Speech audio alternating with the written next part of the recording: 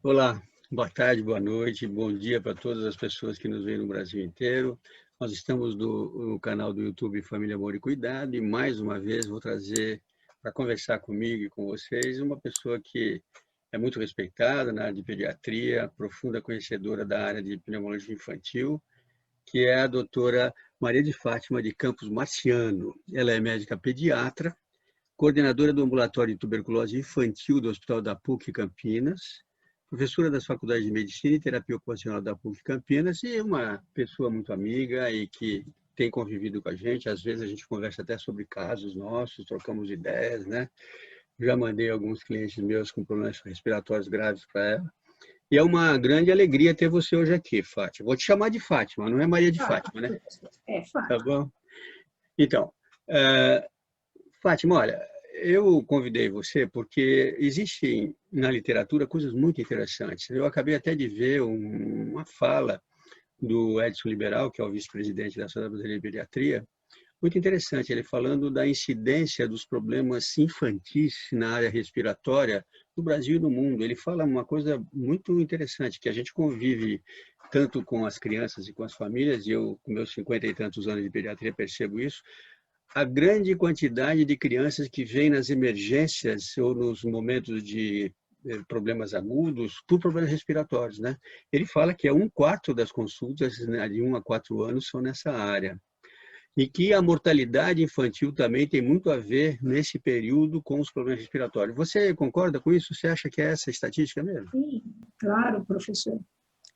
Boa noite, antes de mais nada. Bom dia, boa tarde a todos que nos ouvem em algum momento, né? Isso. Vão nos ouvir em algum momento. E muito obrigado pelo convite, mais uma vez, de participar, de bater um papo com o senhor aqui. Tá bom? Tá bom. E em relação a isso que o senhor disse, eu acho que a gente que é pediatra, não resta a menor dúvida que a grande maioria das consultas, quer seja de consultório, quer seja dos ambulatórios, quer seja das emergências, é de doença respiratória em pediatria. E a gravidade maior das enfermarias e até das UTIs também estão ao redor da doença respiratória, sem sombra de dúvida, né? Inclusive, falando dessas epidemias, as recentes pelo H1N1 e agora essa do Covid, também a gente vê que o sistema respiratório é altamente atacado e às vezes é o início da doença por aí. No H1N1 nem se fala, né, com os problemas graves e graças a Deus apareceu a vacina. O Covid a gente está vendo aí que o começo geralmente é respiratório, depois evolui para rim, para coração, para fígado, para tudo, mas parece que os vírus entram aí pelo sistema respiratório e vão acometendo. E, na verdade, a gente pode dividir essas patologias respiratórias, eu acho que seria muito interessante para as pessoas que estão nos assistindo, nas coisas agudas, né, do dia a dia, do problema respiratório, que preocupam os pais, os resfriados, a respiração, as alergias respiratórias, e depois as coisas mais graves, em que inclusive você é especialista, né? Patologias infantis sérias, como a tuberculose, que você coordena até um ambulatório desses, e problemas mais sérios ainda, que são, evidentemente, os casos de insuficiência respiratória crônica, aguda, as doenças pulmonares crônicas, né? E que acho que também é um problema sério que a gente precisa muito bem conhecer. Vamos começar falando um pouquinho por esses quadros mais comuns respiratórios que você vê com frequência na pediatria, né? Que são os resfriados comuns, as rinotraqueobronquites agudas, virais, febris. Como é que você vê essa questão? Como é que se trata o excesso de uso de antibióticos que não são necessários nesses casos, muitas vezes? Como é que você vê essa situação, Fátima? Professor, olha, eu acho que de forma até didática, vamos pensar assim, a gente divide a via aérea em superior e inferior. Nós temos doenças respiratórias que acometem a via aérea superior. Aí nós temos as alergias do nariz, que recebe o nome de rinite alérgica, a gente tem o resfriado comum, as laringites, que é comum no outono e na primavera, quer seja as laringites virais, ou até com aquelas laringites com mudança brusca de temperatura, chamada laringite espasmódica, que dá uma falta de ar abrupta, a mãe tem que correr para o hospital com aquela tosse de cachorro, a tosse ladrante, né? Aquela tosse que a criança acorda de madrugada, né? Aí corre para o hospital. Então, isso seria patologias de via aérea superior, né? Então, o resfriado é o mais comum, né? E as rinites alérgicas. Quando a gente pensa em descer para a via aérea inferior, aí nós temos tanto as pneumonias, que são os quadros infecciosos, e aí eu até faço uma observação. A tuberculose é uma pneumonia, né? Uma bactéria atípica que acomete o pulmão de uma forma especial e tem um tratamento de cura especial, diferentemente das pneumonias comuns, que você trata, às vezes, com antibiótico em casa, eventualmente precisa internar. E, por outro lado, nós também temos as doenças alérgicas da via aérea inferior, que popularmente se chama de bronquite, mas que recebe o nome clássico de asma, né? Que é o chiado no peito, que a mãe fala que ele tem bronquite, que é a asma. Então, tanto na via aérea As superior... pessoas não gostam quanto de na falar inferior, asma, né? Existe um preconceito com o nome asma. na verdade, dá a sensação para as mães que asma é mais grave. Pois é. Então, quando a gente fala asma, ela fica assustada, você fala, olha, a asma é o nome certo da bronquite, mas é a mesma coisa, né? Não precisa se assustar, não. Eu Então, falo isso há muitos anos. a gente divide essa via aérea superior e inferior e a gente fala, olha, veja uma coisa, professor, o otorrino, ele cuida da via aérea superior. O pneumologista, ele cuida da via aérea inferior. E o pediatra? A gente cuida de todas as vias, professor. O nenê chega com via aérea superior ou inferior, o pediatra que tem o manejo. Quando a gente se enrosca, claro, a gente tem alguns casos que pede ajuda, Claro. óbvio, né? Mas a gente cuida da criança das duas vias. E a gente tem que aprender a separar o que é alérgico daquilo que é infeccioso. Claro. Senão, eles vão ficar dando antibiótico à toa para rinites alérgicas, por exemplo, né? E claro que aí você inclui também, isso é mais o otorrino, mas a gente acaba tratando também as sinusites, as otites, né? Sim, Que estão sempre associadas a esses quadros respiratórios que altos, né? são consequências de uma rinite, por exemplo, de Exatamente. catarro, infecta e tal. Então, nessa área, eu acho que é muito bom você colocar isso. Uma coisa que me preocupa muito, e essa, aliás, é uma das causas que eu pedi para conversar com você nesse vídeo aqui, é como que as próprias famílias confundem qualquer quadro respiratório de vias superiores ou de vias inferiores que tenha febre com infecções bacterianas. E aí a gente vê o abuso da antibioterapia e todas as consequências da utilização de antibioterapia, às vezes desnecessárias. Porque as pessoas só começaram agora a pensar seriamente o que é um vírus e como é que eles são sérios. Até você sabe disso, às vezes as pessoas até brincam, não, eu não vou mais no pediatra, eu vou lá, meu filho está com febre, ele fala, é uma virose, só fala que é virose, não vou mais lá para ele dizer que é virose, eu nem preciso ir. Isso é uma brincadeira que a gente ouve com frequência, Mas né? é verdade. Às vezes no telefone, e é verdade, só que as pessoas não percebem que os vírus, em média, uma maior parte das vezes, são benignos e passam tal. Mas existem vírus fatais como esse que nós estamos vendo agora, que são gravíssimos e que também podem acometer as vias aéreas superiores. Agora, professor, só fazer uma parte. O senhor falou uma coisa muito boa aí para a gente puxar um assunto. A maioria dos nossos problemas em pediatria com febre é vírus. E às vezes sem febre. Vamos lembrar que 2/3 dos quadros virais podem não dar febre, assim como tem Covid sem febre. Então, às vezes, a gente tem uma criança caidinha, largadinha, não quer comer, né? Com coriza, com tosse. E o que ela tem? Ela está com carinha de doente, é diferente do alérgico, né? Exatamente. E quando é um quadro viral, a gente tem que ter a paciência de aguardar para ele resolver espontaneamente. Geralmente, ele é autolimitado em 10 dias. Então, todo quadro viral que passa de 10, de 11, de 12, de 20, de 30, você não está diante de um quadro viral, você deve estar diante de um quadro alérgico que se arrastou. E quando ele fica com muito catarro, ele infecta dias depois. Então, ele pode estar num quadro alérgico 15 dias cheio de catarro, ele começa uma febre por infecção secundária. A bactéria adora catarro, né? Dela cai lá e dá febre. Então, a gente tem essa situação. Então, a nossa função é ficar limpando, né? Limpando, não deixar o catarro grudar. Isso também, a gente aproveita porque tem muitas mães que estão assistindo, para mostrar o seguinte, o grande problema da pediatria é o pediatra ter tempo, condições e espaço para rever os pacientes, né? O grande problema do pronto-socorro é esse. Vai lá uma vez, uma noite, com febre, o coitado do colega que está lá, vê aquele cara chiando, com febre, mas sabe que não vai ver no dia seguinte, nem daí a 3 dias, nem daí a 5, porque a mãe está trabalhando, não pode levar, foi no pronto-socorro, e eles às vezes acabam fazendo aquela história que a gente brinca com os residentes, né? Vai que, né? Vai que é uma pneumonia que vai começar, depois vão dizer que eu bobeei, não fiz diagnóstico e tal. Então, um excesso de antibioterapia. Então, precisa entender que a infecção secundária vem se não resolver de acordo, né?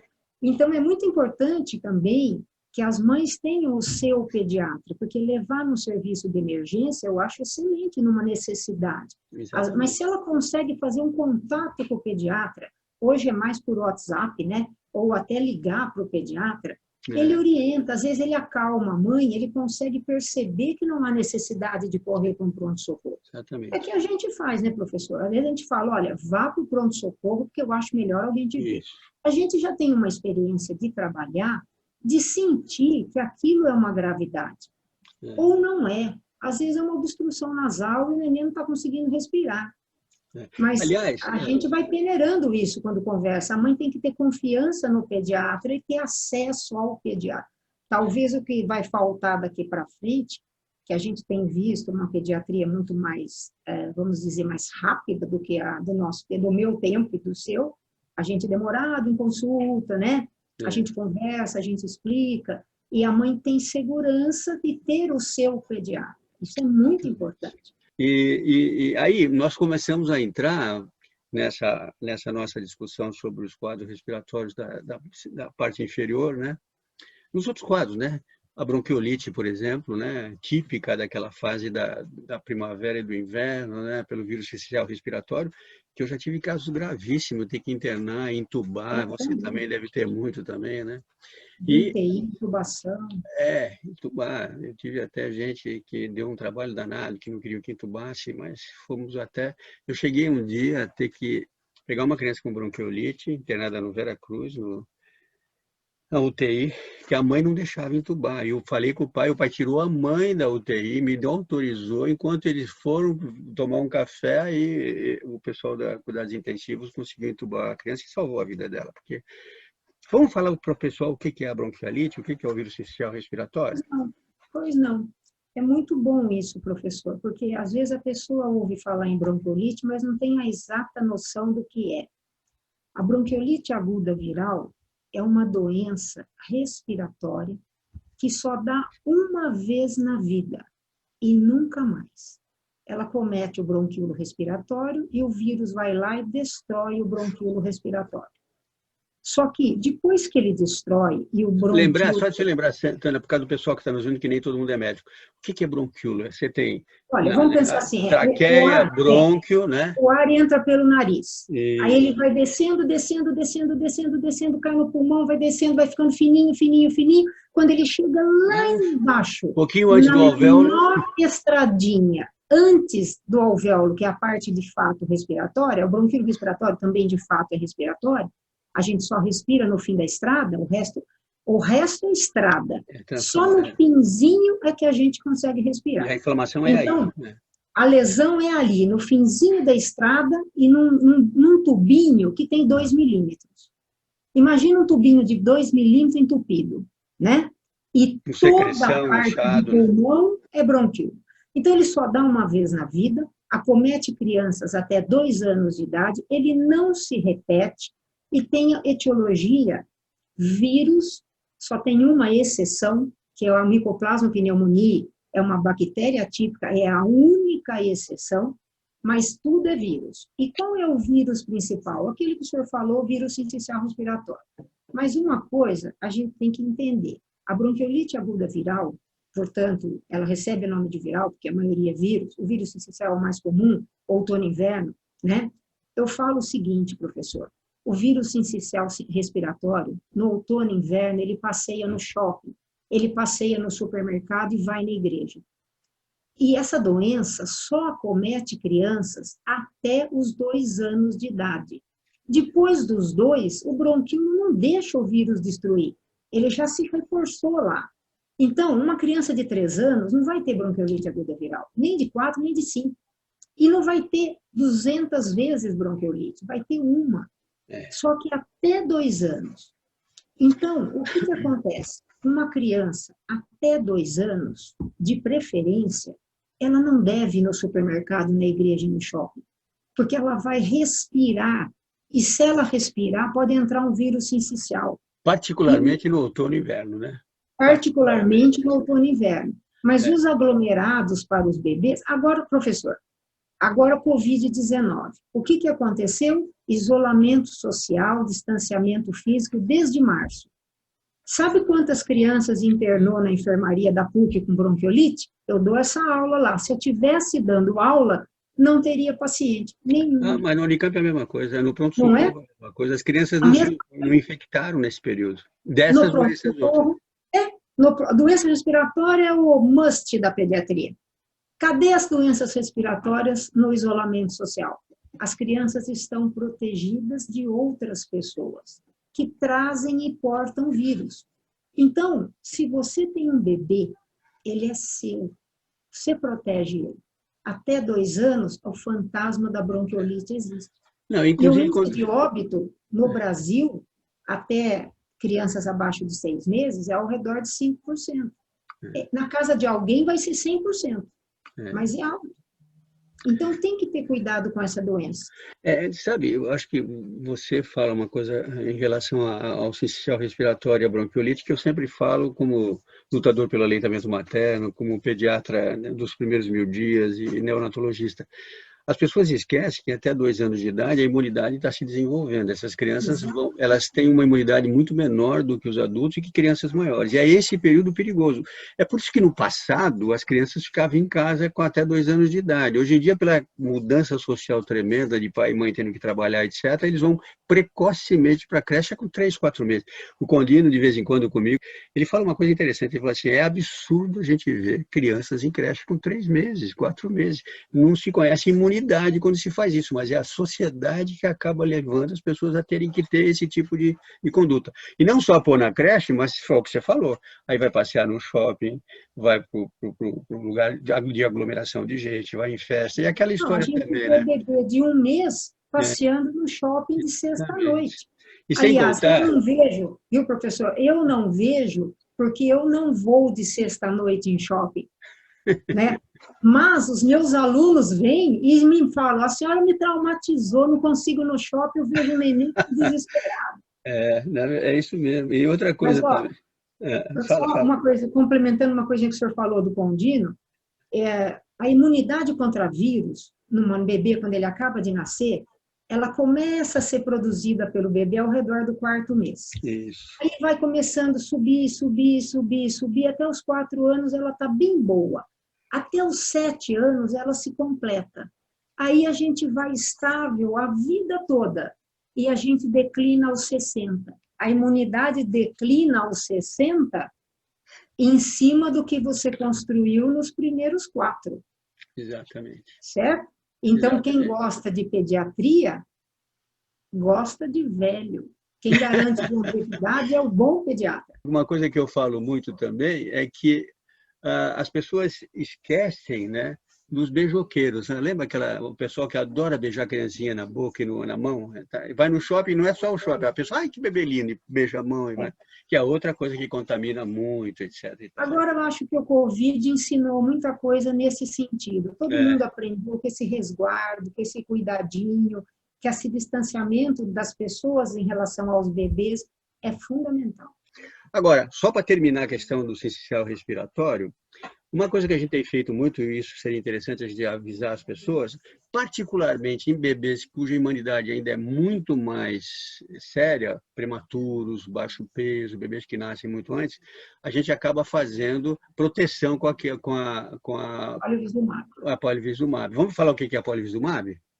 Olha, o palivizumab, ele não é uma vacina, mas ele já é um anticorpo contra o vírus sincicial. Exatamente. E como é um remédio muito caro, Deve custar em torno de R$ 4.000 por mês, né, cada aplicação. Exatamente, mas agora, graças a Deus, a gente tem Não, na a farmácia gente de alto tem custo no alto custo e já na há Unicamp. muitos anos, há muitos anos, a Unicamp é o alto custo do município e da região, e tem um protocolo, né? Então, as crianças cardiopatas, os síndromicos, síndrome de Down, os pacientes que nascem com menos de 28 semanas. Então, lá existe um protocolo. Por que o protocolo aborda essas crianças? Porque essas crianças, se pegarem o vírus sincicial nos primeiros 2 anos, e a primeira vez que pegar, eles podem fazer uma bronquiolite aguda viral e ser fatal. Pode morrer. Abaixo do 3º mês se concentra o índice de óbito em pediatria por bronquiolite.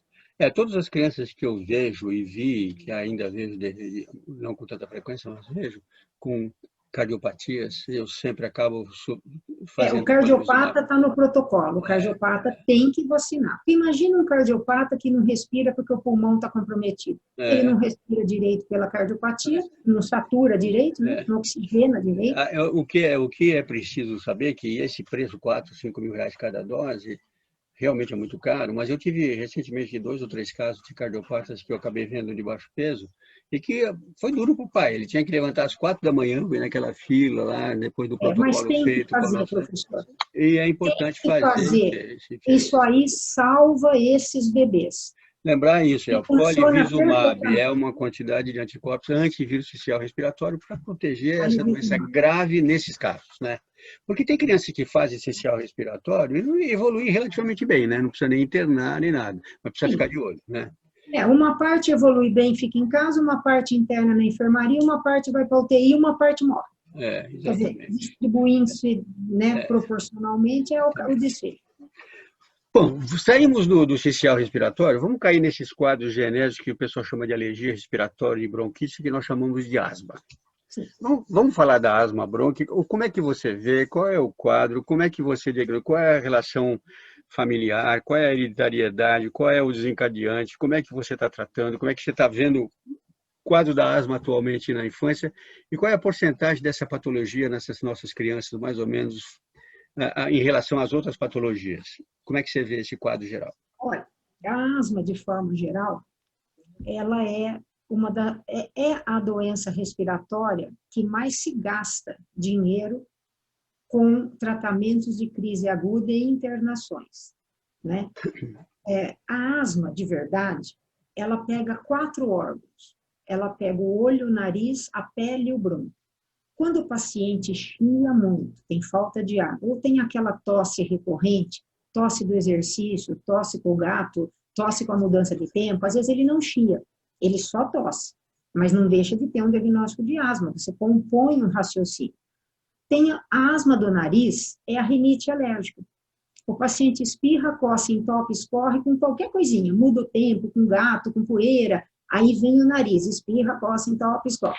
O olho, coça o olho, lacrimeja, fica vermelho, é a conjuntivite alérgica. E a pele é a dermatite atópica, que é aquela pele áspera, seca e coça. Então, dermatite atópica é a asma da pele. Rinite alérgica é a asma do nariz. A bronquite, que o povo chama, é quando ele chia. E a conjuntivite alérgica é quando o olho, que lacrimeja, isso tudo é uma doença só. E você tem que entender como uma doença só e tratar todas as manifestações. Se é do nariz, você trata do nariz, se é do olho, você controla, da pele é hidratar, né? Às vezes tem bebezinho que tem aquela assadurinha no rosto, que a mãe fala, é do frio. Quando está calor, ela fala, é do calor. É interessante, né, Fátima, essa colocação sua, porque a gente que faz muito neonatologia e vê muito recém-nascido, e depois que a gente começa a seguir, as pessoas, a gente vê na maternidade, hoje não estou indo mais na maternidade, mas a minha vida inteira, e 50 anos na maternidade também, tanto na maternidade de Campinas como no CAISM, como na Unicamp, na Santa Casa, o que acontecia? A gente começava a ver os bebezinhos logo depois, e aqueles que pareciam os primeiros quadros de dermatite atópica, né? E aí, às vezes, a gente corria o risco de dizer isso que você está dizendo. Olha, tem asma na família? Tem história, tá? Por quê, doutor? Não, porque, olha, tá, porque as mães acabam percebendo que a gente sabe que existe uma predisposição dessas crianças fazerem quadros respiratórios, né? Você vê isso com muita frequência? Sim, às vezes a gente vê o bebê na puericultura com a dermatite atópica. Aquela lesãozinha que fica na dobra do braço, atrás do joelho e no pescoço, é muito comum. E aquela pele áspera, né? É aquela característica, até se chama marcha atópica. Começa com a dermatite atópica, depois ele vai ter rinite, depois lá para 7 anos, classicamente é o 7, pode ser antes, mas classicamente é 7, 8 anos, ele vai chiar. Então, às vezes, parece que a gente tem bola de cristal, né, professor? Você fala, nossa, ele tem dermatite atópica, vamos cercar, vamos fazer uma higiene ambiental adequada, não vamos passar produto em casa, não vamos deixar juntar muito pó, não vamos ter gato, né? Porque a gente sabe que a chance dele chiar é maior, né? Que o caminho é dermatite atópica, rinite alérgica, chiado no peito. E lembrar você, né, porque vai que a Tânia Quintelli está nos assistindo aqui, né, do refluxo gastroesofágico, né, que ela Também foi, vai chiar, né? que é uma das pessoas que mais trabalhou com isso, a Tânia, né, e que muitas vezes a gente fazia diagnósticos e o refluxo estava por trás disso, né. Como é que você está vendo essa questão do refluxo hoje versus quadro respiratório e como é que você trata as duas coisas? Olha, o refluxo gastroesofágico, né, ele pode se manifestar com a parte respiratória ou com a parte gástrica. Se ele se manifestar com a parte respiratória, você vai ter aquela tosse, aquela catarreira, aquela ronqueira no peito, e muitas vezes a crise de chiado, que é a sibilância mesmo, aquele chiadinho de gato. Quando ele se manifesta com a parte gastrointestinal, a criança vai vomitar, vai ter azia, vai ter a dor, vai ter aquele nenê que não dorme, que acorda muito. Só que tem um detalhe, professor. A asma tem uma característica. Ela tem uma intercrise assintomática. Eu tenho uma crise de asma, eu chio o peito, eu corro no pronto-socorro, eu faço o broncodilatador na inalação, ou a bombinha de broncodilatador, né? E Que é o melhora. salbutamol, o aerolim, que o pessoal conhece. Melhora, praticamente tira com a mão. Aí, depois de uns 5 dias, eu sarei, eu vou ter uma outra crise de asma, dali 2 meses, dali 3 meses, dali 50 dias, dali 20 dias, não importa. Mas entre uma crise e outra, a mãe tem que contar para nós que a criança ficou 100% boa. Isso estou falando de asma dos mortais, não estou falando daquelas asmas difíceis do Dirceu lá da Unicamp, que aquelas são asmas graves que ele selecionou. Mas essas que a gente vê no dia a dia da pediatria, é uma crise, a criança sai da crise, dali um tempo ela tem outra, não importa o tempo. Mas entre uma e outra, a mãe tem que contar para nós que o nenê ficou muito bem. E que quando ela fez a inalação, tirou com a mão. Qual a diferença do refluxo? Como o nenê reflui todos os dias, ele chia todos os dias. O nenê é um chocalho, de tanto que chia. É uma catarreira, é uma tosse constante, e de vez em quando, é por mecanismo reflexo, né? Que, na verdade, acaba tendo chiado, fecha o brônquio, e melhora também com o broncodilatador. Só que a mãe fala, olha, melhorou, mas dizer a verdade, assim, bom, ele não ficou. Ele melhorou, eu cheguei no pronto-socorro com uma falta de ar, chiando gatinho, ligaram o broncodilatador lá no inalador, ele melhorou muito. Aí eu pergunto para ela, depois ele foi para casa, fez uns dias, e daí ficou ótimo. Ela fala assim, olha, ótimo, não ficou. Aí ela me conta várias crises e que uma e outra, ele não ficou 100% bom. Então eu começo a pensar, cadê a asma nesse moleque? Tem que ter geralmente a alergia à proteína do leite faz o refluxo piorar. Mas a alergia à proteína do leite faz também o nenê chiar. Então a gente fala assim, olha, asma eu estudo num livro, alergia à proteína eu estudo no outro, refluxo eu estudo no outro. E o que o bebê faz? Mistura as páginas. Ele mistura as páginas dos livros. E deixa o pediatra louco, né? Aí que a gente tem que conversar com calma e ver a historinha. E fazer o diagnóstico diferencial, né? O diagnóstico diferencial é na história. Não tem outra maneira, não tem exame no bebê, né? É muito interessante. Eu acho que a gente... Ser pediatra, o pediatra é o último dos clínicos gerais em ação, né? Eu acho que nós sobrevivemos à necessidade de fazer um pouco de tudo, pela questão da gente ter uma especialidade que tem uma característica que se chama idade, né? Mas dentro dessas idades a gente tem as subespecialidades, né? Mas de maneira geral os pediatras fazem um pouco de tudo. Eles tratam asma, tratam refluxo, tratam diarreia, tratam obstipação intestinal, tratam pneumonia e, evidentemente, ele tem que ter apoio dos especialistas dentro da especialidade. Você na Agora, pneumonia, na gastro, etc.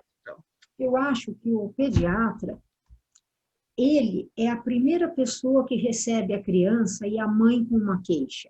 Exatamente. Então, se eu tiver um asmático na mão de um pediatra e esse pediatra não fizer um tratamento de prevenção da próxima crise, eu vou ter um pneumopata crônico no futuro. Exatamente. Então, é o pediatra que tem que dar a volta aqui. Ele vai pedir ajuda para alguém, ele vai encaminhar, mas os primeiros contatos, as primeiras crises, elas vêm para um pediatra. E o pediatra tem que fazer o manejo até onde a pediatria está autorizada a fazer, que é entrar com o corticoide inalatório e salvar a criança das crises futuras. Porque senão ele vai virar um pneumopata crônico com um pulmão grave na vida adulta. E fazer o tratamento intercrise, né? O tratamento intercrise é fundamental. Vamos falar do tratamento intercrise na asma? Bom, o que o senhor quer saber? Eu quero saber como é que você faz o tratamento de intercrise. Como é que você orienta o meio ambiente, como é que você, o que você fala para a mãe. Acho que você...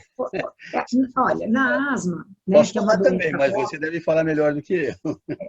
Na asma, que é uma doença atópica, uma doença alérgica, a gente tem uma doença imunológica, né? É um desbalanço imunológico. Então, eu me desbalancei e tenho asma, né? E, geralmente, eu tenho antecedente familiar. O pai e mãe, ou irmãos dos pais, os avós, que é o grupo que me importa. Na asma, você tem dois tipos, dois momentos. O momento da crise, onde a criança está com falta de ar, que você tem que ter uma medida de emergência, ou em casa, se você tem como resolver ali, ou imediatamente pronto-socorro. Não se segura a criança com falta de ar dentro de casa. Se você fez lá a bombinha do broncodilatador e ela não melhorou, vai para o hospital, porque daí ela precisa de oxigênio associado ao tratamento. Agora, tirando a emergência, porque o pronto-socorro, o pediatra do pronto-socorro, ele apaga o fogo. Você está entrando no pronto-socorro com falta de ar. Esse pediatra é o da emergência. Ele tem que tirar a criança do sufoco, até da morte iminente na crise, que muitas vezes vai a óbito. Ele apaga o fogo. Mas quem que apaga a fogueira? Porque a asma, o brônquio é um tubinho, né? O brônquio é um tubinho. Por dentro, ele tem um carpete maravilhoso, daqueles antigos Atabacol 10 milímetros.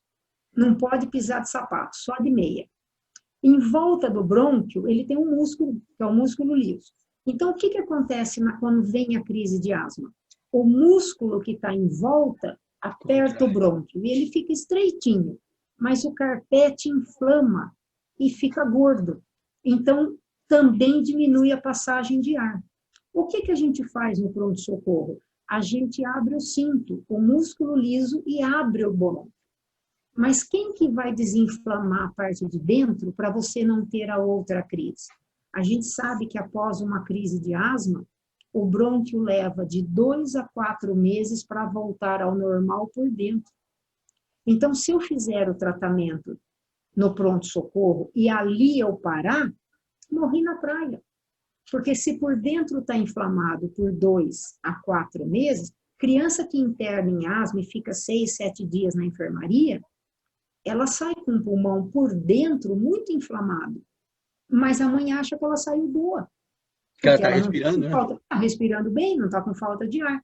A próxima crise vai vir muito mais fácil. A próxima crise vai vir, com a primeira mudança de tempo, o pulmão inflamado vai inflamar de novo. Aí cabe ao pediatra prevenir a próxima crise. E qual é o tratamento de escolha hoje, até pelos consensos, pelo GINA 2019, né? Qual o tratamento de escolha? É a bombinha, é o corticoide inalatório. as famílias têm medo, tudo tem. Eles Eu tenho medo. confundem, né? Eles Mas pensam que presta era aquela atenção. bombinha antiga, né? Que Isso, era... aquela bombinha antiga era nova, estava começando, ninguém sabia direito como funcionava, como manejava, e teve intercorrências. Hoje não. dava taquicardia, as Mas pessoas... aí era do broncodilatador, né? Mas é Agora que não é as mais. pessoas confundem Isso, usar bombinha com a é, bombinha do broncodilatador, é a exato. bombinha que abre o músculo. E a bombinha de tratar não dá taquicardia, porque É é um corticosteroide, corticoide. né? A gente fala assim, para desinflamar um brônquio por dentro, eu preciso usar um corticoide. Você Mas eu usa não vou poder a usar fluticasona. todos, todos. Para pediatria, nós temos beclometasona, fluticasona, o que a gente tiver em pediatria, qualquer um deles respeitando as doses adequadas. Claro. Porque tem dose que você dá, é dose de adulto, não pode, tem que abaixar. Então, a pediatria tem uma dose adequada. Você pode usar qualquer um, desde que respeite as doses adequadas. Mas o tratamento é usar por quanto tempo? É aí que as mães se assustam. É para usar por 4 meses ou mais. Pois é. Porque, pois é, se o Todo bronco dia, todo dia. todo dia, de manhã e de noite. Porque Exatamente. esse remédio tem meia-vida de 12 horas, ele dura 12 horas. Se eu usar de manhã e não usar de noite, eu deixei a noite descoberta. E aí, uma coisa que a gente vê com muita frequência, as dificuldades para a família, para as mães, em bebês muito pequenos, você tem que usar espaçador, você tem que treinar a mãe como é que usa o espaçador, o Isso, que é o espaçador, aquele canudinho, tal. Em crianças maiores, você pode usar a bombinha direta, mas e aí, o papel do pediatra na explicação do tempo, da dosagem, da como fazer, é muito importante. Eu acho que você é uma pessoa que tem todo a esse gente tem cuidado. que perder um tempo, primeiro para explicar que aquilo é asma e que É, aquilo vai ter consequências futuras graves se não medicar. Segundo, que a gente tem índice de óbito por crise de claro, asma, claro. né? Eu perdi poucos pacientes em crise, eu perdi 3 pacientes em Puxa crise, tá? vida, muito Mas em triste. quadro agudo de uma crise que não reverteu em pronto-socorro, certo? Então, a gente tem a preocupação de que esses pacientes precisam de tratamento intercrise. Intercrise quer dizer entre as crises. É. Porque tirar do socorro, do sufoco, o pronto-socorro vai tirar perfeitamente. E até bem pouco, não, pouco tempo não, mas no passado, inclusive quando eu era pediatra recém-formado e começando, as pessoas não tinham ideia do tratamento intercrise, porque além Não, da medicação, nem tinha, né, professor? sobretudo nos quadros mais crônicos, né, não adianta só medicação, tem que ter o meio ambiente cuidado, como é que mexe com o meio ambiente, como é que é a casa, né? Eu tenho crianças que eu tratava e que pai e mãe fumavam. Eu falei, mas olha, não dá para tratar uma criança com asma crônica e com vocês fumando dentro de casa. No lugar, tapete, carpete. Num país tropical, as pessoas enchem as casas de tapete, de cortinas pesadas, né? O cuidado da limpeza e tal, além da medicação. E outra coisa também que parece importante é explicar para as pessoas por que tem que usar o espaçador, né? Quer dizer, não adianta você pegar um bebê e tentar colocar direto. Então, você usa. Não adianta. Deixa eu ver aqui, espera um pouquinho que eu tenho uma coisinha. Você tem aí? Ótimo. Enquanto ela procura, eu vou falando. O espaçador é um espaço em que você coloca numa ponta o spray do remédio e na outra uma máscara em que você põe na boquinha do bebê. Aí você aperta a dose e ele vai para dentro desse espaço e você segura, a criança vai respirar o ar que está dentro desse tubo, desse canudo que é o espaçador que a gente tem e que realmente vai fazer com que a criança possa receber essa droga e possa realmente se sentir aliviada, porque o medicamento vai entrar na árvore respiratória, porque você não conseguiria fazer isso com o bebê, colocar o tubinho do remédio com o spray diretamente na boca. Você É pegou o que espaçador aí? aqui, como eu estou no meu escritório, eu estou dando muita aula online, né? É, Aula para os alunos, tudo, eu é, tenho todo o meu arsenal quando eu dou aula de asma.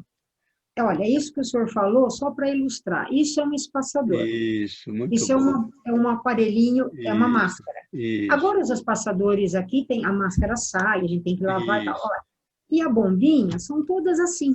Se Essa, encaixa por do outro exemplo, lado. É, é a beclometasona, é o Clenil. Tem eu na tenho no rede pública. consultório também, eu uso bastante Eu por tenho que mostrar até para o doente isso, quando eu vou é fazer. importante, isso mesmo. Imagina um bebê, por exemplo, de 1 ano que vai tratar asma. Como que ele põe? Como que um adulto deveria pôr? Perto da boca, Isso, soltar o ar, aí na hora que ele vai puxar, ele aperta. E aí sai a bombinha.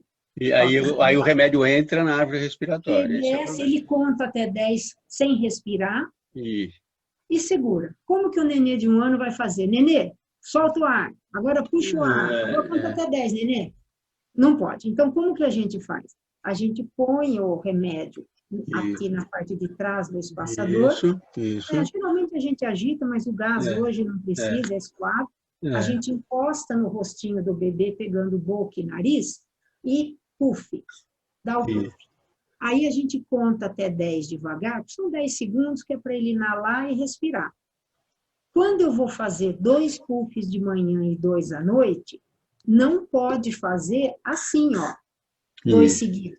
tem que Você fazer tem um. contar até 10, aí você tira um pouquinho, faz o outro, puff e conta de novo. Porque Isso. senão você perde um. A gente chama isso aí de puff, né, para as mães. Cada É o puff. puff, e por que faz de manhã e de noite? Porque esse remédio foi fabricado de um jeito que ele dura 12 horas. Ele diminui dentro da Isso, gente a inflamação. É isso. como se você tivesse um guarda na sua casa de manhã e de noite, É, todo dia. Aí, de repente, o guarda da noite tem um compromisso e não pode vir. E você fala, deixa sem guarda hoje. E é. se entrar ladrão? Você tinha guarda? Não. Você deu folga para ele. Então, o remédio é a mesma coisa. Se ele não estiver, ele não protege.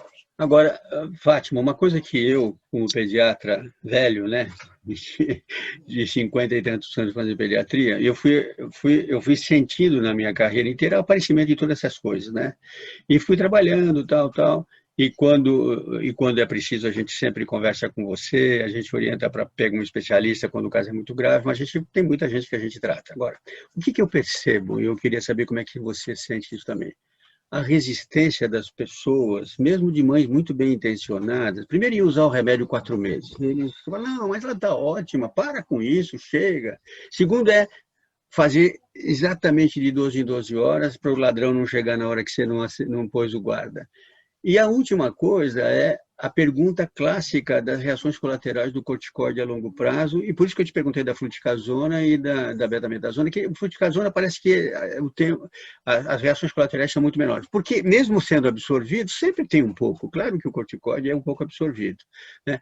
E tem um mito, uma coisa que se fala muito, e que eu percebo isso, não sei como é que se você sente isso também, de que corticoide em criança, olha, diminui o crescimento, desacelera o crescimento, etc. Então, eles resistem a usar o remédio. Como é que você resolve essa questão? Você consegue, os seus pacientes conseguem ficar 4 meses fazendo a medicação?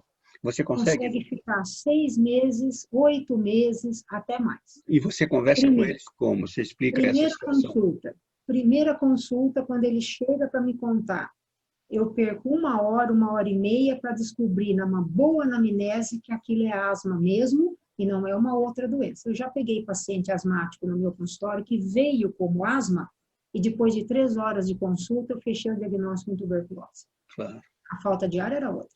Então, primeira coisa, confirma que é asma. Aí você vai ter que explicar para a mãe, só convém usar o corticoide inalatório acima de 1 ano. Abaixo de 1 ano é risco-benefício. Só em broncodisplasia, risco-benefício, né? Paciente, de fato, a broncodisplasia é uma indicação, que é o prematuro, por exemplo. Mas, Depois a gente fala o que é broncodisplasia para as pessoas. Agora mas vamos é o lá. probleminha do prematuro. Agora, a criança com mais de 1 ano que é asmática, ela já pode usar. Então, isso que o senhor falou é o seguinte, a beclometasona, que é o Clenil, é o primeiro degrau dos corticoides. Ele surgiu, ele manda, ele tomou conta.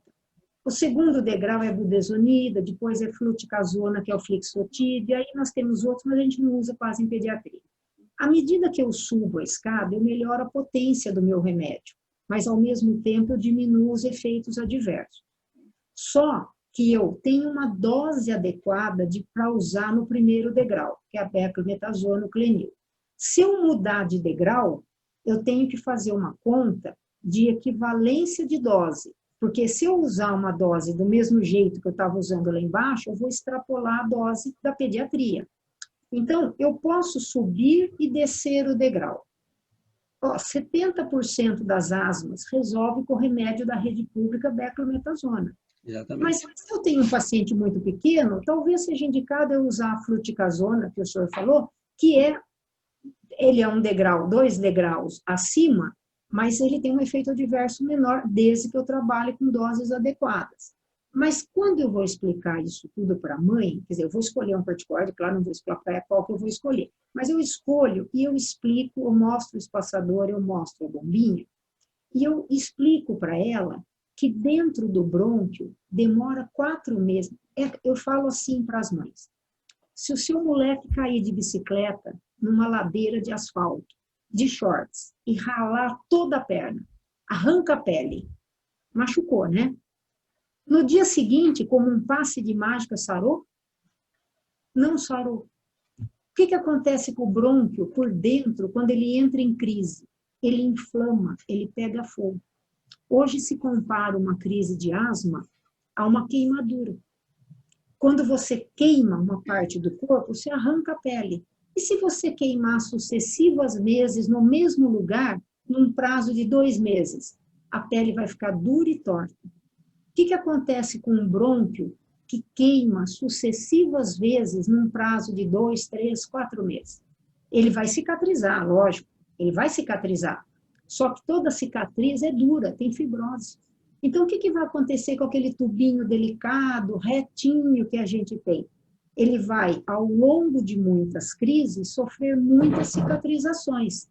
Então, o que eu vou ter? Um brônquio duro e torto quando eu tiver 50 anos. E um brônquio duro e torto, né, é o DPOC, é o remodelamento brônquico. Então, não é o pediatra que vai ver o problema, mas com 50 anos, certamente, algum pneumologista vai ver. O DPOC é É uma forma de você explicar para a mãe, né, professor? Ela tem que entender que depende dela o tratamento. Claro. Às vezes, se não é a mãe, é o cuidador, né? Que geralmente é a mãe, graças a Deus. Mas... geralmente é a mãe. Agora, às vezes a mãe entende, o pai não quer fazer. Isso. Porque ele vai pegar e falar, mas ó, o senhor falou do crescimento. Corticoide inalatório em doses adequadas não interfere com o crescimento. Claro. N trabalhos do pós, do doutorando, de tudo. Agora, tem gente, né, antigamente, que usava corticoide oral, né, nos crises, né? E aí sim, eu cansei de ver crianças que chegam para a gente de outros lugares tomando aí prednisona há muito tempo. Tem crise, em vez de fazer inalação, toma prednisona oral, toma Meticortem. Prednisona, Meticortem, Isso era o tratamento antigo. Ó, eu tenho 35 anos de pediatria, o senhor tem 50. Quando eu comecei, tem 2. 53, desculpa, eu estou mentindo, eu estou baixando. Vou fazer 53 agora. Tem 35. Mas o que acontece? Quando eu me formei e comecei, era residente, estava começando o corticoide inalatório. Exatamente. Então, eu tenho a lista lembrança daquele monte de criança internada usando o corticoide sistêmico xarope, e depois a mudança com a melhora clínica, né? Você não imagina, na Santa Casa de Misericórdia, eu dei plantão na pediatria, antes da gente ter o Hospital das Clínicas da Unicamp, eu já era o chefe da pediatria, né? De a gente ter crise de asma, não tinha corticoide inalatório. A gente fazia adrenalina subcutânea e corticoide injetável nos quadros agudos, né? E era uma coisa danada, aí uma taquicardia imensa, um sofrimento para a criança. Mas era assim que a gente tirava, né? O que tinha naquela Depois época. ia para casa tomando corticoide oral, que tem gente que ainda usa hoje em dia, que aí a gente fala, meu Deus, será possível? Aí você está fora do contexto. É aquela história das pessoas estarem fora da atualização, né? Quer dizer, na verdade, as pessoas estão começando a esquecer que a medicina evolui muito rapidamente, né? Olha, o tempo está passando e é tão bom. Quando a Célia me mostrou essa pauta que junto com você, eu falei, será que a gente faz isso numa hora só com a Fátima? Eu conheço a Fátima, talvez tenha que fazer 2 lives, né? Se a gente não acabar, a gente faz uma segunda, mas vamos agora entrar um pouco nas pneumonias, para depois ir na tuberculose, porque só tem mais 6 minutos, né? Depois a gente pode fazer uma outro dia com você, mas vamos falar um pouquinho das pneumonias? Vamos. Quais os tipos, como é que são os tratamentos, os derrames pleurais, as coisas que a gente vê que tem que funcionar. Eu puncionei muita criança com derrame pleural. Hoje em dia, graças a Deus, a gente quase não vê mais derrame pleural, porque se faz diagnóstico mais precoce. Então, o que a gente tem? Pneumonia é uma infecção da via aérea inferior que pega a parte baixa do pulmão, né? Pode ser vírus e pode ser bactéria. Se for vírus, é mais grave, Porque, primeiro, que não tem tratamento específico. Tirando o H1N1, que o vírus pega, cheia aquele pulmão, as outras não têm tratamento. E a criança fica com muita falta de ar. Tanto que na pneumonia a criança respira curto e rápido, e não tem o que fazer ali, dar o suporte necessário, ventilatório, oxigênio. Então. E porque no quadro bacteriano, eu tenho um antibiótico. Às vezes, não de cara no primeiro, mas eu pego o material, faço o exame, vejo que bactéria se é sensível, não é? Eu tenho um tratamento. Os quadros virais eu não tenho. Então, a pneumonia nem sempre é bacteriana, né? E as complicações? São as grandes pneumonias, as condensações, aquelas imagens grandes, o derrame pleural. Mas as pneumonias pneumocócicas, que é por pneumococo, nós temos vacina na rede pública desde 2010. Entrou em março de 2010 a vacina do pneumo 10. Então, na rede particular chama pneumo 13. Na rede pública é a pneumo 10. O que representa isso? Nós temos mais ou menos 99 tipos de pneumococo conhecido. Os mais graves estão na vacina. Então, tem a 10, tem a 13, daqui a pouco já está para sair a pneumo 15 ou 16. Porque quanto mais gente vai morrendo de pneumonia e se mostra que é um pneumococo invasivo, uma hora alguém vai pôr na vacina. Então, também a vacina de pneumococo derrubou muito a incidência de pneumonia grave abaixo dos 5 anos. Sim. Então, isso foi um ponto fundamental. Né? E as vacinas as vacinas da pneumonia foram maravilhosas. A gente quase não vê mais pneumonia grave no consultório, né? Pneumonia grave, de 2010, essa vacina na rede, aqui no Brasil, e depois a 13, que também complementa no particular, né? Que é 13 tipos, doença invasiva caiu muito. Tanto a meningite pelo pneumococo, quanto a pneumonia pelo pneumococo. Então, e as vacinas para meningite também foram maravilhosas, a meningite A e a meningite C, que também está na rede. Não, então eu acho que o problema da pneumonia é o diagnóstico adequado, né? Uma boa exame físico, uma boa ausculta pulmonar, e aí sim, quando há suspeita, um raio-x de tórax, etc., e o tratamento adequado, que aí o pediatra decide em função da evolução das crianças, né? O pediatra está apto, né, para fazer isso, né? Exatamente.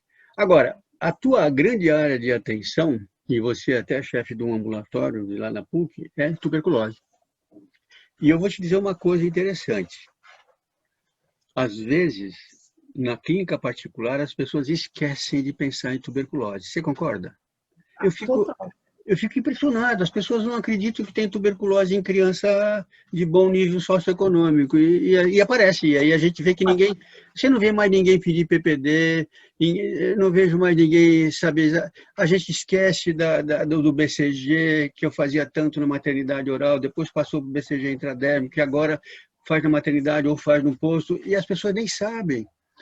Eu fico impressionada que eu no outro dia fiz um levantamento assim muito grosseiro, sem nada de científico, mas perguntei para um grupo de pessoas numa reunião que eu estava dando uma conferência sobre nutrição, tá, e aleitamento, mas aí eu resolvi perguntar, tinha lá uns 40 pessoas, quantas pessoas vocês viram esse ano com tuberculose? Pediatras. Olha, as pessoas não sabiam, as pessoas não fazem diagnóstico. Você faz diagnóstico de tuberculose no seu consultório? Você vê? Olha, do meu consultório particular, eu chego a sair, eu acho que uns 15 pacientes de tuberculose por ano, por baixo. Só. Com que idade, mais ou menos? Qualquer idade, abaixo de 10. Eu só tenho crianças abaixo de 10. Tá. A tuberculose é uma doença especial. O meu ambulatório na PUC, ele tem, eu acho que faz 26 anos que eu me apaixonei pela tuberculose e comecei a estudar. Então, eu tive um grande professor que me convidou para vir da USP para a Unicamp, o Miguel Tobar Acosta, não sei se você lembra dele. O Dr. Tobar era um grande especialista em tuberculose e era um preventivista. O que eu sei de tuberculose, eu aprendi muito com ele. Ele era um preventivista. Você conheceu ele? Conheci. Agora, a tuberculose em pediatria é um capítulo à parte, porque a tuberculose em pediatria, ela não tem exame específico, porque a criança não faz BK no escarro para confirmar que tem bactéria. mesmo que ela tire material de dentro do pulmão ou de dentro do estômago, na grande maioria das vezes vem negativo. O PPD pode ser 0, porque como ele mostra resposta imunológica, às vezes a criança está tão doente de tuberculose que a resposta imunológica celular que o PPD mostra é 0. Tipo, eu estou muito doente e meu PPD não mostrou nada. Exatamente. E você não tem ninguém que E o PPD pode dizer que foi alguma coisa que já aconteceu, né? O PPD mostra eu estou infectado, não estou doente. Exatamente. Quem diz que uma criança está doente é o pediatra, porque o diagnóstico de tuberculose é clínico e radiológico. Então, só vai fazer diagnóstico de tuberculose em pediatria os pediatras que colocarem a tuberculose no diagnóstico diferencial de doença respiratória da infância. A tuberculose tem que entrar em todo o diagnóstico diferencial de bebê que tosse sempre, que chia sempre, que vive em pronto-socorro com falta de ar, porque é diagnóstico diferencial. E você tem uma história própria, tem sintomas próprios. Tem história familiar, às vezes, né? Às vezes não tem, às vezes tem. Se você tem, melhor. Se você não tem, você tem um quadro clínico de tuberculose, aí o que você tem? Você tem a convicção de um pediatra dizendo, é tuberculose, mas não tem exame positivo, não tem contato com ninguém. Aí existe, é por tabela de pontuação, né? O Manual de Tuberculose 2019, desde 2010, a gente usa um score de pontuação. A gente pontua os sintomas, o raio-x, é uma forma de pontuar. Então, por pontuação, na verdade, é diagnóstico clínico. A gente não tem um exame definido. Em adulto é fácil. Vai lá, faz o escarro, acha a bactéria, tem tuberculose. E a criança? Que nós temos pouquíssimos bacilos. E no adulto, às vezes, você pode achar também até no estômago, né? Não, o adulto é no escarro. Você faz o PK no escarro, pegou a bactéria. E a criança? A criança adoece com pouquíssimos bacilos. Então, você não acha bactéria em lugar nenhum. Quais são essas pontuações? Tosse, febre... Não, a pontuação é quadro clínico, que é tosse seca, recorrente, que não melhora nunca, não resolve 100%, né? Emagrecimento, estagnação de peso, sudorese, aquela suar e molhar o lençol, né? E o chiado no peito, que às vezes é só falta de ar constante. Derrame, às vezes até derrame pleural, né? Não, o derrame pleural é o radiológico. Se você, em pediatria, a gente fala assim... Você só faz o raio-x no final, né? Derrame pleural e atelectasia, até prova em contrário, tem que afastar a tuberculose em pediatria. Então, para pontuar, você tem quadro clínico, você tem radiológico, tem lá uma característica, você tem o comunicante, que é tem ou não tem alguém com tuberculose ao redor. Você tem o PPD, que você pode ter ele presente ou não, 0 ou não, e o desnutrido. O desnutrido ganha 5 pontinhos, né? Então, você vai pontuando. Aí você tem um determinado número de pontos, que são 30 pontos, o mínimo necessário para você instituir o tratamento. Então, quando você põe essa pontuação, você tem que falar, olha, é tuberculose, apesar dos exames serem todos negativos. Eu tenho isto. E você entra com o esquema tríplice sempre? Isoniazida. Abaixo de 10 anos, esquema tríplice. Isoniazida, pirazinamida e rifampicina, né? Acima de 10 anos, é o esquema quádruplo. É rifampicina, isoniazida, pirazinamida e etambutol. Mas na criança você não entra com a rifampicina? Não entra com o etambutol. Com o etambutol, porque o etambutol dá muito efeito ocular. Até cegueira, às vezes. Então, como que a criança pequena vai contar para a gente que a visão está enxergando, que está embaçada? Às vezes eu tenho um paciente que eu tratei com 3 meses de vida, com uma TB miliar disseminada em pulmão. Puxa vida, você fez diagnóstico com 3 meses? A avó teve tuberculose, ele era recém-nascido. A primeira pneumonia dele, você fez um raio-x, tuberculose miliar. Olha só. E essa criança estava desnutrindo, não estava ganhando peso? Como é que ela... Não, ele começou com a tosse, a falta de ar, estava no 3º mês em aleitamento materno. Olha mesmo. Mas ele está lindo. Ele estava em aleitamento? Em aleitamento materno. Olha só. Mas era comunicante de uma avó ao nascimento. A avó fez diagnóstico e ele fez a pneumonia em seguida. 3 meses. Parabéns, viu? Parabéns. Eu sei como médico e como professor de pediatria, como você realmente está de parabéns, porque não é fácil pensar em 3 meses de idade numa tuberculose e num bebê. Parabéns, não é E fácil. outra coisa, professor, a tuberculose tem cura, tem Claro, tratamento eficaz e cura. Então, não é para deixar ficar doente, porque se você não cura, ou se você não trata, o desfecho é muito grave. Mas é. tem cura, né? Em qualquer idade tem cura, né? Você sabe que eu posso até te contar uma coisa em público aqui, porque eu sou uma pessoa, mas quando eu trabalhava na Santa Casa, eu e mais dois colegas na Santa Casa tivemos derrame pleural. Oxe. Funcionamos e durante um ano eu tomei esquema tríplice também, Ah, tá esses vendo? dois colegas também. Um ano, eu já era casado, tinha dois filhos, um bebezinho, o Fábio hoje que tem 50 anos e a Graziela que mora nos Estados Unidos. E eu e minha mulher tivemos que tratar. Eu pessoalmente, tratei um ano com esquema tríplice por causa do meu derrame pleural, que foi o meu sintoma, tosse e derrame pleural. Foi o Tobar Então, que fez o diagnóstico em se o mim doutor Tobar não faz, o senhor morre. e eu Ele fez morreria. o diagnóstico, mesmo sem certeza absoluta, está curado, né? Aí fiquei curado, graças a Deus, nunca mais. É isso Claro que mesmo. ficaram algumas raio-x de tórax, às vezes eu tenho que explicar para as pessoas que tem um negocinho lá que Uma foi cicatriz, né? Uma cicatriz, eu cicatriz, fiquei né? com cicatriz. Como Aliás, qualquer. quando eu tive aquele H1N1 lá, eu fiz aquele raio-x, lembra que você me ajudou bastante também. No meu raio-x, a colega que depois me viu lá na Unicamp falou: o que é isso aqui? Aí eu contei essa história porque fica lá, né? A gente Fica fica lá. lá, é uma cicatriz. Fátima, muito obrigado. Temos 5 minutos para ir terminando, mas foi brilhante. Muito obrigado pela tua participação. Vamos fechando, dizendo algumas coisas que eu acho importantíssimo a gente levantar. Como é que você vê a situação do tabagismo e a doença respiratória infantil no momento atual? Eu me lembro, eu sempre falo, quando as pessoas me perguntam, eu falo, mas o senhor fuma? Ah, doutor, mas eu fumo lá fora, eu acendo o cigarro e fico na área. Eu não fumo dentro do quarto, nem na casa. E no carro? Não, no carro, quando eles estão, eu não fumo. Eu só fumo quando eu estou guiando sozinho. Aí eu falo, quando você chega perto de mim, eu sei que você fuma, eu sinto o teu cheiro, sabe por quê? Porque não adianta nada você fumar lá fora, porque uma hora depois você está eliminando ainda pelo suor, pela tua respiração, né? Mas é muito difícil, apesar da grande luta antitabagista que a gente tem no momento, às vezes a gente convencer pai e mãe, principalmente pai, né? Às vezes os fumantes masculinos são mais resistentes que os femininos. Há exceções, óbvio. Mas como é que você trabalha com essa coisa do tabagismo versus a patologia infantil que você vê tanto quanto eu, menos, porque faço pediatria geral. Você faz mais na pneumonia. Como é que você trabalha isso? Bom, o tabagismo, primeiro, que a gente explica para as mães. Quando você acaba de fumar, você elimina os produtos do cigarro até por 4 horas. 4 horas. Não adianta nada Então, fumar lá fora e não entrar. adianta nada fumar lá fora e Ou entrar. fumar só quando no carro, porque você entra no carro do fumante, você sabe, né? Você sente tudo.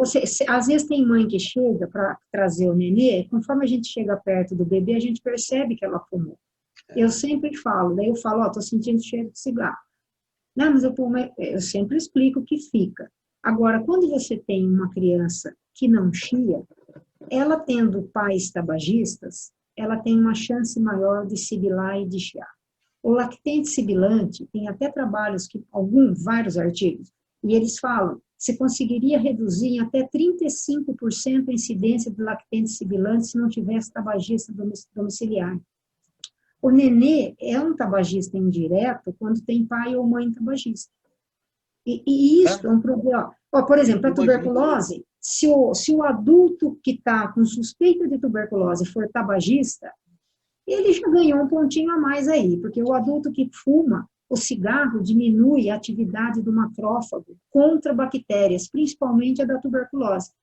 Então, o primeiro guardinha dentro do pulmão que pega as bactérias é o macrófago. Quem fuma tem um macrófago com a perna quebrada, sem um braço e cego de um olho.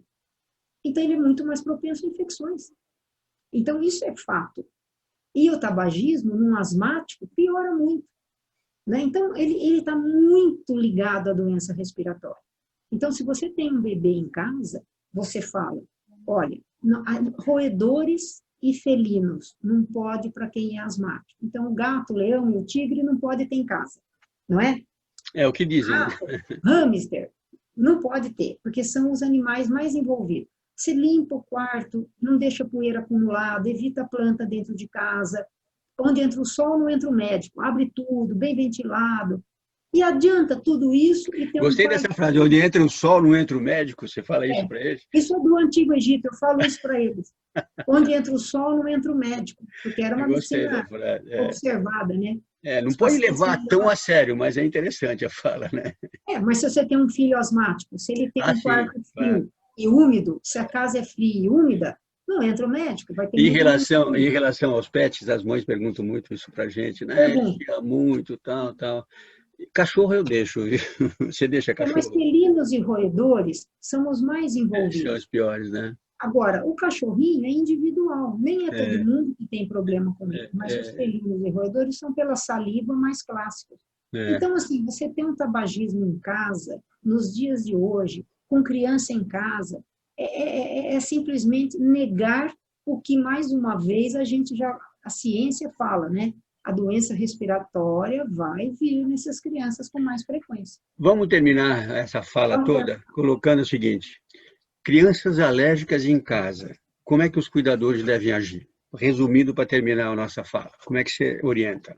Quais as Eu coisas oriento que fundamentais? tem que ser criança alérgica em casa, casa aberta, ventilada, evitar um monte de tapete, cortinas, Sol, carpetes, onde deixar entrar sol, brincar ao ar livre, vai na piscina, vai no jardim, corre, quanto mais corre e brinca, melhor, nós né? produzimos um material com a Sociedade Brasileira de Pediatria, eu sou um dos autores, sobre o verde, não sei se você viu esse material, e muito interessante sobre para médicos, para cuidadores, para pais e mães das relações da criança com o verde, né? Escola, etc. e tal, é nessa linha aí.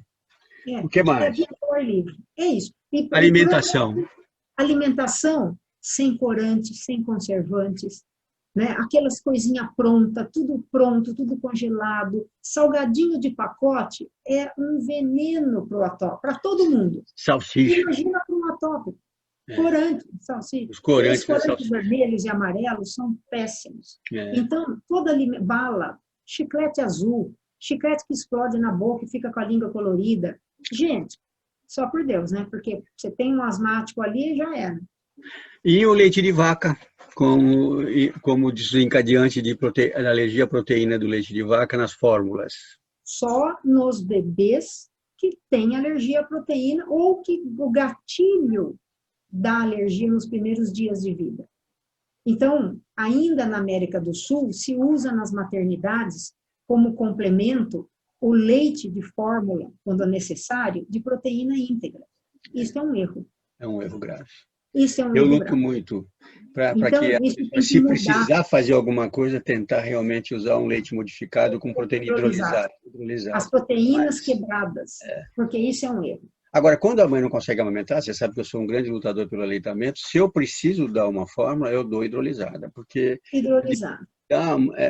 para as pessoas que estão nos assistindo, é um leite em que a proteína integral não está pronta, ela está toda quebrada, e a alergia da leite de vaca é um pedacinho da proteína. Quando a gente hidrolisa, diminui a chance de alergia. Quebrar a proteína facilita a digestibilidade do bebê. E a Isso, chance do sistema imunológico entender que aquela proteína é estranha é menor. é muito Então, menor. é prudente, no primeiro semestre de vida, quando necessário complementar, se complementar com hidrolisado.